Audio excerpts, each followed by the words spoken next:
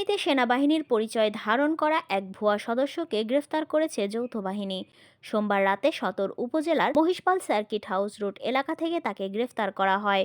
এরপর মঙ্গলবার দুপুরে তাকে আদালতের মাধ্যমে কারাগারে প্রেরণ করা হয়। ফেনী মডেল থানার ভারপ্রাপ্ত কর্মকর্তা ওসি মর্মসিংহ ত্রিপুরা জানান, গ্রেফতারকৃত যুবকের নাম মোহাম্মদ নাজমুল হাসান। সে চুয়াডাঙ্গা জেলার জীবননগর থানার কাটাফুল গ্রামের মোহাম্মদ মিলন আলীর ছেলে। ফেনীতে দায়িত্বরত সেনাবাহিনীর অফিসার লেফটেন্যান্ট ফাতিন ইশতিয়াক জানান, সেনাবাহিনীর পোশাক পরিহিত এক ব্যক্তি সার্কিট হাউস রোড এলাকায় ঘোরাফেরা সন্দেহজনক হওয়ায় স্থানীয়দের মাধ্যমে খবর পেয়ে যৌথ বাহিনীর একটি দল ওই এলাকায় অভিযান পরিচালনা করে। এ সময় আটককৃত যুবকের সঙ্গে থাকা ব্যাগ তল্লাশি করে যৌথ বাহিনীর সদস্যরা।